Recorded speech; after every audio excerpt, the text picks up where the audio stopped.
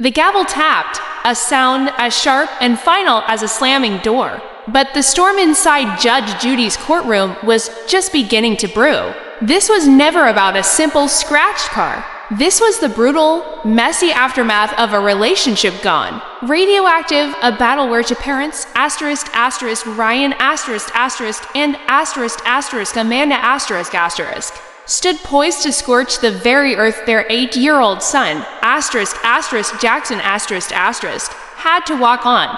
The air was thick not with legal jargon, but with the acrid scent of pure, unadulterated loathing. Judge Judy, her eyes missing nothing, sliced through the pretense with a voice like a winter wind. Enough with him. This is what your case is about. You allege that when he drove your son home at 7:30, there was a kerfuffle. She spoke the word kerfuffle with a dripping sarcasm that instantly shrunk their towering drama into something petty and sad. A child's tantrum played out with cars and house keys. Amanda, her posture rigid with a year's worth of tightened muscles and sleepless nights, nodded.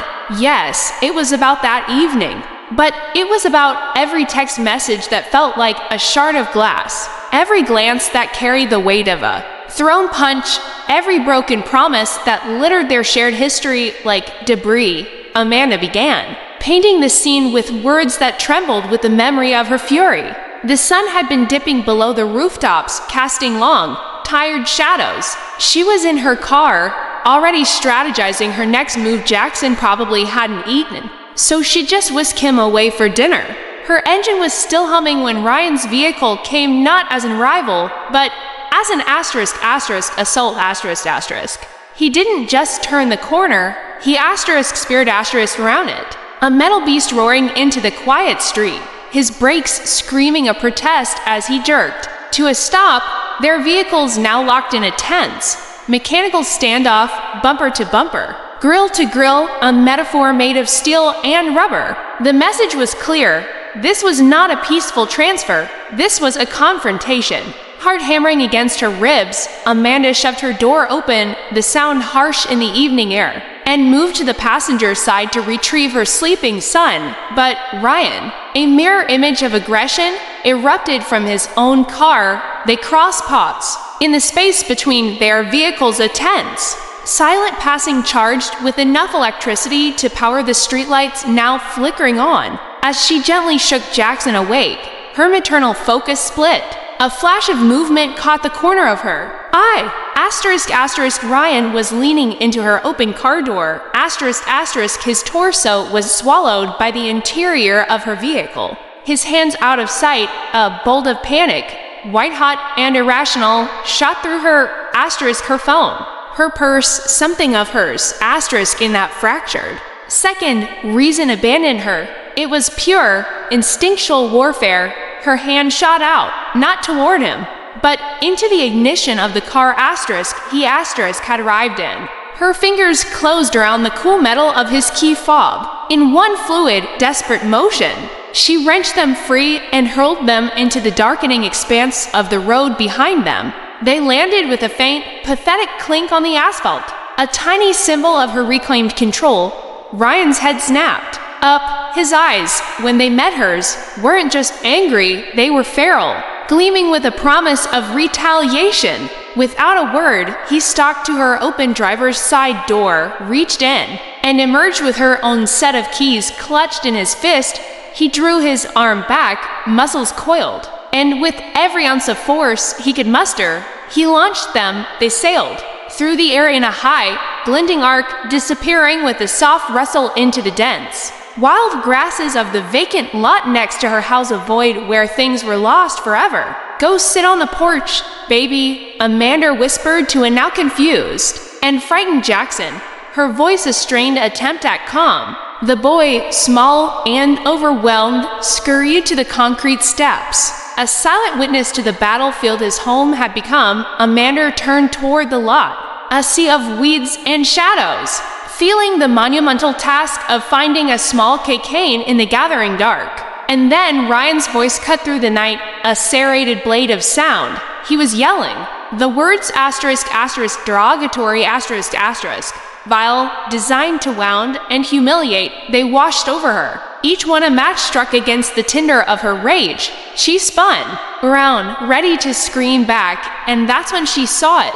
He was rounding the front passenger side fender of her car. The streetlight caught the hard, triumphant set of his jaw. His hand dove into his pocket. It emerged, clenched in a fist. And then, with a deliberate, slashing motion that froze the blood in her veins, he dragged his closed hand across the front driver's side fender of her car, a knife. The thought was instantaneous and terrifying. The horrible, metallic screech of metal on metal seemed to echo in her ears, though it was likely silent. It was the sound of violation, of property, of peace, of any last remaining thread of civility. In the courtroom, Amanda presented her evidence like sacred relics, photographs of the long, deep, cruel scratch that marred the car's surface, a permanent scar from that night. The police report, a dry, bureaucratic summary of chaos, was entered. Judge Judy absorbed it, her mind connecting dots. "Did you ever file criminal charges?" she asked. Amanda confirmed she had told the officer. She wanted to press charges, but then the predictable pivot. Ryan, seizing his moment, blurted out, "She dropped the charges." The accusation hung in the air, another grenade tossed. Amanda's denial was immediate and heated. "No, I didn't." Judge Judy's gaze swiveled to Ryan, a predator focusing. "Show me," she demanded, her tone leaving no room for bluff. Ryan floundered. "How would I have that? The police. I never got a warrant out." Judge Judy pounced, her logic a trap snapping shut. "Then you don't know what happened?" Ryan tried to rally, a boycott and a lie. "Well, a warrant never came out for me." His voice held a pathetic note of triumph. Judy Scheindlin leaned forward, her presence dominating the room. "That doesn't mean she dropped the charges, sir," he stammered. "Well, she told me the next day she dropped the charges." "I did not." Amanda's cry was from the gut, and then Judge Judy unleashed the truth. Not as a lawyer, but as a disgusted elder stateswoman of common sense. "No, you are such a liar." Ryan backed into a corner, whimpered. "Then how come I never got charged for it?" Her reply was a masterpiece of brutal, beautiful clarity. A verdict on their entire existence, ***, because they may have had other things to do. Then get in between you two idiots who had a fight in front of your 8-year-old, ***, the word idiots, echoed, stripping them bare. It was no longer plaintiff versus defendant. It was two fools being chastised for their spectacular, mutual failure. Ryan, desperate to redirect, to paint Amanda as the villain, thrust his phone forward.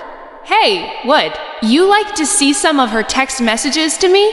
'Cause I got some things here that might change your mind about her." It was the last, futile move of a defeated man, trying to drag the judge into the mud with them. Judge Judy didn't even glance at the screen. Her dismissal was absolute. A royal wave away of their toxic drama. "No, I don't want to see any text messages from her." She paused, letting the silence condemn him further. "I think you're a big baby." The judgment was for Amanda $549 for the scratch car, a tangible price for a tangible wrong. But it was a hollow victory in a war everyone lost, as Bird excused them. The cameras caught the aftermath, the true cost. Amanda, her composure cracking, whispered, "It's very difficult. I wish my son didn't have to witness this kind of behavior from either one of us." And Ryan, unable to hear her, muttered to the world, "Every time there's drama like this, a bad example,